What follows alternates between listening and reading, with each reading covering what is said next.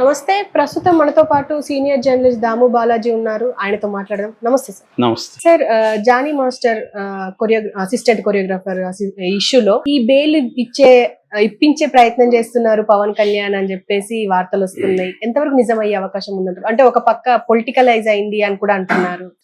ఇప్పుడు కొన్ని కొత్త విషయాలు రోజు రోజుకి బయటకు వస్తున్నాయి. ఇప్పుడు లేటెస్ట్ గా నిన్న ఆయన జైలుకి వెళ్ళాడు. మొన్న ఈవినింగ్ జైలుకి పెట్టారు ఆయన్ని. సో నిన్న ఆయన వెళ్ళిన మొన్న ఈవినింగే నైట్ ఆయన సెల్లో ఆయన మీద దాడి చేశారని కూడా చెప్తున్నారు. తర్వాత సెల్ మార్చారని చెప్తున్నారు. ఈ కాంటెక్స్లో ఆయన బాగా ఏడుస్తున్నాడని పవన్ కళ్యాణ్ దృష్టికి వాళ్ళ భార్య ద్వారా తీసుకెళ్లారని చెప్తున్నారు. పవన్ కళ్యాణ్ కూడా బెయిల్ ఇప్పించడానికి తన లీగల్ సెల్ ద్వారా ట్రై చేస్తున్నాడు. నేచురల్గా ఆయన జనసేన నాయకుడు, జానీ భాష జనసేన ఉన్నాడు కాబట్టి వాళ్ళ పార్టీలో ఎవరు అరెస్ట్ అయినా ఖచ్చితంగా లీగల్ హెల్ప్ అనేది పవన్ కళ్యాణ్ చేయడంలో తప్పు లేదు. ఎందుకంటే ఇప్పుడు జానీ తప్పు చేశాడా లేదనేది తేలాల్సింది ఎప్పుడు కోర్టు ద్వారా తేలాలి. ఆయన నాగబాబు దానికి సంబంధించి కొటేషన్ కూడా పెట్టాడు. అది 100% వాస్తవమే. కాకపోతే ఆయన వేరే వాళ్ళ విషయంలో అది ఫాలో కాడు. అది ఇది కానీ ఆయన చెప్పింది అందరికీ వర్తించాలి. ఎవరికైనా ఇప్పుడు జగన్ని వీళ్ళు ఆర్థిక ఉగ్రవాదని పవన్ కళ్యాణ్ నాగబాబులు చాలాసార్లు అన్నారు. ఆర్థిక ఉగ్రవాదని ఎలా అంటారు మీరు? కోర్టు ఏమన్నా అతనికి శిక్ష వేసిందా? ఇప్పటివరకు అతని మీద ఏ కేసు కూడా ప్రూవ్ కాలేదు. ప్రూవ్ కానంత వరకు వీళ్ళు అటువంటి పదాలతో మాట్లాడడం కరెక్ట్ కాదు. కానీ వాళ్ళకి తమకు అనుకూలమైనప్పుడు కొటేషన్లు గుర్తొస్తాయి. తమకు ఇబ్బంది లేదు, అవతల వాళ్ళని మనం బదనాయం చేయాలంటే కన్వీనియంట్గా మర్చిపోతుంటారు. ఇది అందరూ చేసే పని. మామూలుగా మనం కూడా మనకు అవసరం నిదానంగా పోవాలనుకో నిదానం ప్రధానం అంటాం, స్పీడ్గా అనుకో ఆలస్యం అమృతం విషయం అంటాం. ప్రతిదానికి కొటేషన్లు అయితే దొరుకుతాయి. కానీ మామూలుగా చట్టం ఏం చెప్తుందంటే ఇండియాలో కానీ వరల్డ్లో కానీ ఏ వ్యక్తి అయినా కూడా నేరం ఆరోపించినంత మాత్రాన అతను నేరస్తుడు కాదు. నేరస్తుడు అనడం వేరు, ముద్దాయి అనడం వేరు, ఆరోపి అనడం వేరు. అంటే అక్యూజ్డ్ అంటాం. అక్యూజ్డ్ అంటే నిందితుడు మాత్రమే, నింద మోపబడిన వ్యక్తి. అలాగా ఈ అమ్మాయి నిజంగా ఈ అమ్మాయికి ఇష్టం లేకుండా బలవంతంగా అతను అత్యాచారం చేశాడా అనేది తేలాలి కోర్టులో. కాకపోతే మనం కేసుని పరిశీలించినప్పుడు ఆల్రెడీ నేను చెప్పాను, ఆ అమ్మాయిని బలవంతంగా చేసినట్టుగా అయితే ఏం కనబడదు. ఎందుకంటే అమ్మాయి ఎప్పుడు 2019 డిసెంబర్లో అతని దగ్గర చేరింది. 2020 జనవరిలో తనని అత్యాచారం చేశాడని చెప్తుంది. ఇవాళ ఏంటి 2024. సో 4 ఏళ్ళు, జనవరి 24 వచ్చేసింది, జనవరి కూడా అయిపోయింది. 4.5 ఏళ్ళు అవుతుంటే 4.5 ఏళ్ళుగా ఏ మహిళ అయినా అనేక సార్లు అత్యాచారం చేయించుకుంటానే ఉంటుందా? రెండోది ఆమె ఎడ్యుకేటెడ్, ఆమె ఇప్పుడైతే కొరియోగ్రఫీ కూడా చేస్తుంది. సో తను ఎవరికి చెప్పలేదా?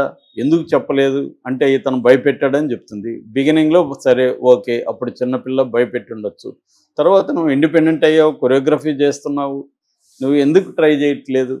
మొన్న సరే అప్పుడైనా 2022 ఆగస్టు 22 యథారాజా తథా ప్రజ పూజ కార్యక్రమంలో కూడా ఈ అమ్మాయిని ఇతనే సరదాగా ఇంటర్వ్యూ చేశాడు. ఆ అమ్మాయి కూడా హోయిల్పోతూ చెప్తుంది, మీరు నాకు లైఫ్ ఇచ్చారు మాస్టర్, నాకు అసిస్టెంట్ కొరియోగ్రాఫర్గానే ఉండాలనుకుంది, మీ దగ్గర చాలా నేర్చుకోవాలి, ఇవన్నీ చెప్తుంది. ఇతను కూడా టంగ్ ఇన్ చిక్ ఇంటర్వ్యూ అంటారు, అలాంటి ఒక టంగ్ ఇన్ చిక్ ఇంటర్వ్యూ చేస్తున్నారు. అది వాళ్ళిద్దరు చూస్తేనే అర్థమవుతుంది వీళ్ళిద్దరి మధ్య అఫేర్ ఉందని ఎవరికైనా అర్థమవుతుంది. అలాంటి కాంటెక్స్లో అమ్మాయి ఎంత హ్యాపీగా 2022లో కూడా ఉంది.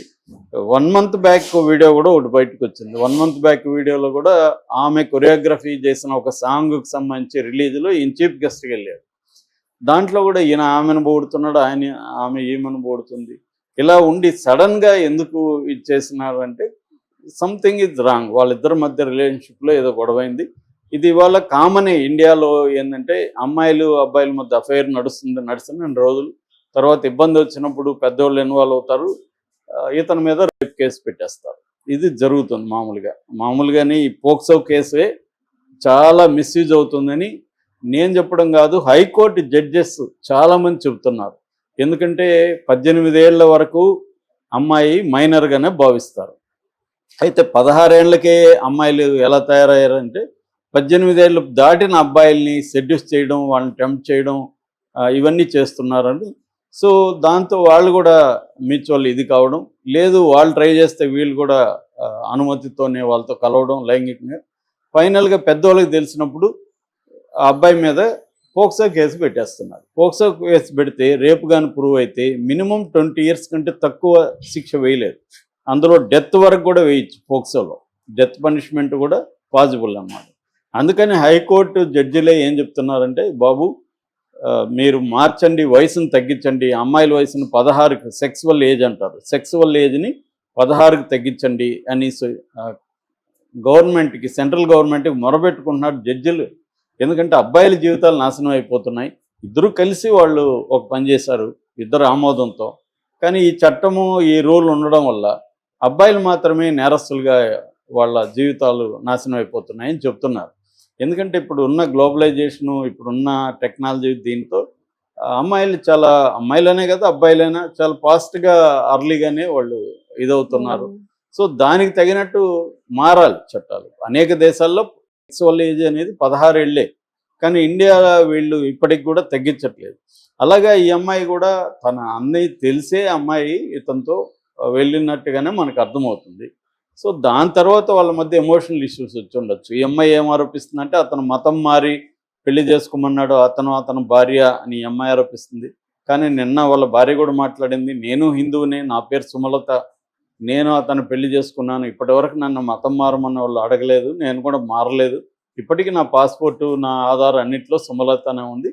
కాకపోతే వాళ్ళకి కంఫర్టబుల్గా ఉండడానికి నన్ను రిక్వెస్ట్ చేశారు, ఎప్పుడైనా నేను బుర్కా వేసుకుంటాను, నన్ను ఆయేష్ అని పిలుస్తారు అనేది చెప్పారు. ఇది మ్యూచువల్ కాన్సెంట్తో జరిగింది తప్ప ఆమెని ఫోర్స్గా ఏదో నువ్వు ఖచ్చితంగా బుర్కా వేసుకోవాలను ఇంకోటో వాళ్ళు చెప్పలేదు, రిక్వెస్ట్ చేశారు.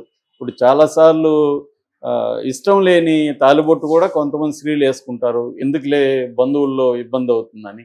ఆ రోజు అట్లా డ్రామా చేసి మళ్ళీ తీసేద్దాంలే అనుకునే వాళ్ళు చాలామంది ఉంటారు. సో దీన్ని ఇలా కూడా క్రియేట్ చేశారు. సో అందువల్ల ఇతనికి బెయిల్ ఇప్పించడంలో పవన్ కళ్యాణ్ ఏ రకమైన తప్పు చేయట్లేదు. అతని కర్తవ్యం కూడా, తన పార్టీకి సంబంధించిన ఒక వ్యక్తి మీద కేసులు పెట్టినప్పుడు ఖచ్చితంగా లీగల్ హెల్ప్ అనేది పవన్ కళ్యాణ్ చేయడంలో ఒక పార్టీ అధ్యక్షుడిగా అతను చేయాల్సిన పని. చేయకపోతే అతను తప్పు, కానీ చేస్తే అతను తప్పేం లేదు. ఇప్పుడు ఈ అమ్మాయిని సపోర్ట్ చేస్తున్న అల్లు అర్జున్ ఏం చేశాడు, కేశవ్ అనే అతనికి బెయిల్ ఇప్పించుకొని మెల్లగా తీసుకెళ్ళిపోయి సైలెంట్గా షూటింగ్ చేసుకోలేదా? అది ఇంకా ఘోరమైన విషయం కదా. ఇదన్నా ఇంకా మనకి డౌట్లో ఉంది. ఈ అమ్మాయిని సపోర్ట్ చేసేవాళ్ళు కూడా అందరూ డౌట్, 5 ఏళ్లుగా ఈ అమ్మాయి ఎందుకు బయటికి రాలేదని అడుగుతున్నారు. కానీ అందులో అది కాదు. కేశవ్ అనే ఒక అబ్బాయి ఒక అమ్మాయిని బ్లాక్మెయిల్ చేయడం వల్ల ఆ అమ్మాయి ఆత్మహత్య చేసుకుంది క్లియర్గా. అటువంటి కేసులోనే అల్లు అర్జున్ బెయిల్ ఇప్పించి షూట్ చేసుకున్నాడు. మరి ఇప్పుడు అతనికి ఏ రకమైన నైతిక అర్హత ఉంటుంది ఈ అమ్మాయిని సపోర్ట్ చేయడానికి అల్లు అర్జున్కి? కాబట్టి క్లియర్గా ఈ కేసులో కోర్టులో తేలుతుంది నిజంగా ఆ అమ్మాయిని ఇచ్చేసాడా లేదా. లేదు, కోర్టు బయట కూడా పరిష్కారం అయిపోతుంది. నాకు తెలిసి ఇది కోర్టు బయటే పరిష్కారం అవుతుంది. ఎందుకంటే మొన్ననే ఆదిమూలం కేసులో చూసాం కదా, ఆదిమూలం అయితే ఇంకా వీడియో కూడా రిలీజ్ చేశారు. కానీ ఏమైంది, ఇద్దరు కాంప్రమైజ్ అయ్యారు, క్లోజర్ పిటిషన్ వేశారు కోర్టులో, కోర్టు కొట్టేసింది కేసు. ఇది కూడా అదే జరుగుతుంది. ఈ అమ్మాయికి ఏదో డబ్బులో ఇంకేదో తన డిమాండ్లు ఏమున్నాయి చూసుకొని అది సెటిల్ చేసుకుంటే ఈ అమ్మాయి కూడా విత్డ్రా చేసుకుంటుంది. ఇద్దరు కోర్టు బయట కాంప్రమైజ్ చేసుకున్నారని కోర్టులో పిటిషన్ వేస్తారు, సైలెంట్ అయిపోతుంది. కాకపోతే ఈ మధ్యలో అదేదో మాయ అనే ఒక కథ ఉంటుంది, రావిశాస్త్రి రాసింది. అదేంటంటే దొరకని సారాయి దొరికినట్టు ఒక ఆవిడ నూకలమ్మ అనుకుంటా మీద పెట్టారు. పెట్టిన తర్వాత మళ్ళీ కోర్టులో కేసులు, ఈమె లాయర్లను పెట్టుకోవడం, లాయర్లకు డబ్బులు ఇవన్నీ అయినాక కోర్టులో ఎవరైతే పోలీసులు పెట్టారో దొరకలేదు సార్, అది మేము బై మిస్టేక్ పట్టుకున్నాం అని చెప్పారు. సో కోర్టులో దొరికిందన్నారు, కేసు పెట్టారు, మళ్ళీ దొరకలేదన్నారు. ఈ మాయలో ఏమైంది, ఈమె చాలా తీవ్రంగా నష్టపోయింది. మేము అప్పులు చేసి డబ్బులు ఇవ్వాల్సి వచ్చింది.